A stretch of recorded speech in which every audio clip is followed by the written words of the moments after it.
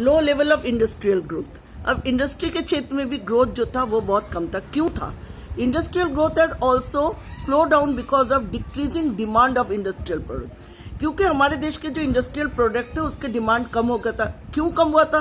Due to the technique है and cheaper import बाहर से जो था, क्योंकि फ्री ट्रेड हो गया था, बाहर से जो चीजें आ रही थी वो सस्ती थी, तो सस्ती चीजें जब मिलेंगी ग्राहक तो उसी को लेंगे, तो इसलिए हमारे देश के जो इंडस्ट्रीज थे उसके प्रोडक्शन में लॉस हो रहा था। Due to globalization our economy was open to great flow of goods and services from developed countries. Free वो हो जाने से, फ्री बिजनेस होने से इस क्या हो गया कि डेवलप कंट्रीज जो थे अपने प्रोडक्ट के लिए मार्केट किसको समझ रहे थे? ऐसे ही डेवलपिंग कंट्रीज को। तो डेवलपिंग कंट्रीज को मार्केट समझने के कारण ये क्या कर रहे थे? अधिकतर अपने प्रोडक्ट को क्योंकि फ्री इकोनॉमी था, cheaper import replace the demand for domestic good, और वो सस्ता भी था, जिसके कारण डोमेस्टिक गुड्स का वैल्यू कम होता जा रहा था। The infrastructure facility including power supply remain inadequate due to the lack of investment. क्योंकि पावर के क्षेत्र में भी हम उतना खर्चा नहीं कर रहे थे, जिसके कारण क्या हो रहा था कि हमारा सप्लाई भी ठीक से नहीं हो पा रहा था। तो ये these are the demerits. A developing country, विकासशील देश जैसे Bharat, does not have access to develop country market. हम कंपटीशन नहीं कर सकते थे डेवलप कंट्रीज का because of higher non tariff barrier. वहां पे बैरियर था और हमने बैरियर हटाया था। Ineffective of the physical policies. Economics reforms have imposed limits on the growth of public expenditure mainly in the social sector. Economic reform have imposed limit on the growth of public expenditure.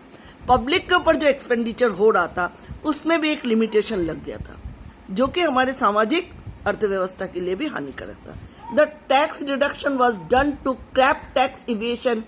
लोग taxation में चोरी कर रहे थे। Increase in the government revenue.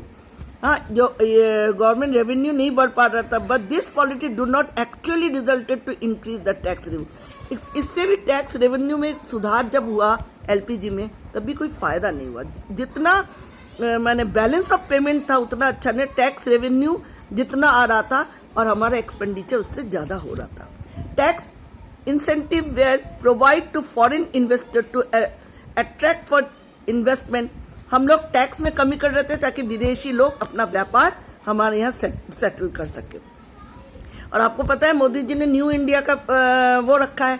New India का infrastructure क्या है कि बाहर से ज्यादा लोग यहाँ आकर अपना इन्वेस्ट करें, और जो भारतीय विदेश में रहते हैं वो भी इन्वेस्ट करें, which reduce the scope for raising tax revenue. Tariff reduction also reduce. हम एक्सपोर्ट इम्पोर्ट पे जो टैक्स था उसको भी हमने रिड्यूस किया था to generate revenue through custom duties. Increase in inequality. अब अमीर गरीब की जो दायरा था वो बहुत ज्यादा बढ़ गया था। Globalization the strategic of the developed country to expand. हम देख रहे थे कि जो एक्सपेंड जो था वो डेवलप कंट्रीज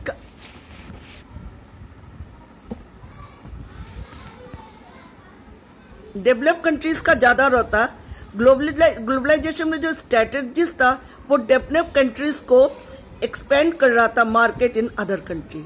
वहां उन लोग अपने प्रोडक्ट को दूसरे देशों में, डेवलपिंग कंट्रीज में ज्यादा कर रहे थे। Economics reforms increase the income and quality consumption only high income group. माने qualities and everything is choice for high income group का।